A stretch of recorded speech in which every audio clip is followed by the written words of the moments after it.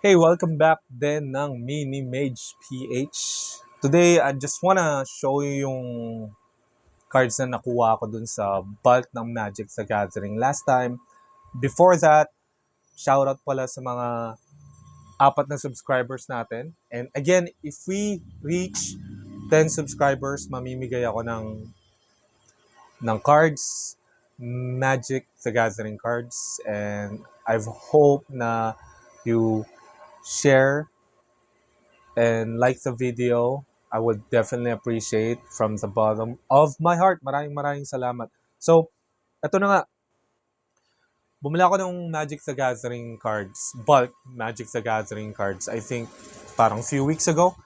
So, may mga nakuha akong Pokemon cards. At eto, nagulat ako. May laman na gantong cards. Iilang piraso lang to. Iilang piraso lang to. But, I'm proud kasi, I have these cards na who knows, maglaro din ako ng One Piece. I'm a big fan ng One Piece and nanonood ako ng anime niyan tsaka manga, pero nag-stop lang ako magbasa ng manga. I think couple of years ago na din. So nag-stop ako sa manga nung papunta na sa arc ni na Big Mom. Yan. And yung anime, I just watch it pag lumalabas siya sa YouTube feeds ko. And if I talk to my brother na taga Laguna, shoutout pala sa utol ko dyan sa Laguna, na artist din. Artist yun, drawing, tsaka digital painting din. Okay? So, kay Urso Kulot, yan ang username niya. So there, if going back, nagbabasa ako ng manga, tsaka nanonood ako ng anime, ng One Piece. And ako nga, nagulat ako, may na-receive akong, o kasama ng bulk buying ko ng Magic the Gathering, MTG, is tong One Piece cards. And again, pretty much, I'm not sure kung may value to. Well, most likely may value naman. Maliit na value lang.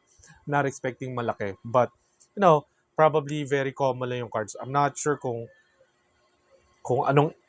how do you play this, pero ito yung art niya. So I think this is, sino to? Crocodile? Eto, hindi ako familiar ng ibang characters ng One Piece, but eto I think sa art ni na Kaido to. Yeah, not familiar with that. Sino to? Not sure. Di ko din kilala. If you know yung mga characters, let me know. Please. Ayan.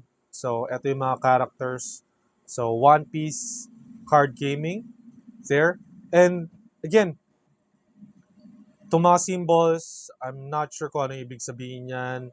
So, may mga laman dito na text along with dun sa baba.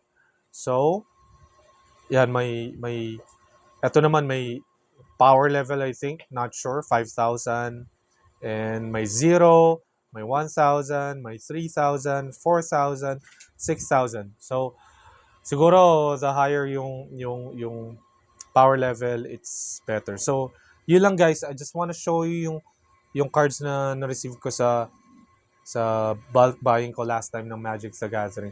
And let me know, is it worth it to play One Piece? Sa mga naglalaro ng One Piece dyan, why do we start playing One Piece?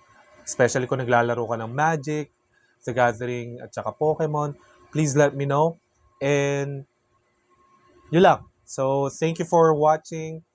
Please subscribe and be someone by helping someone. Thank you at have a good day.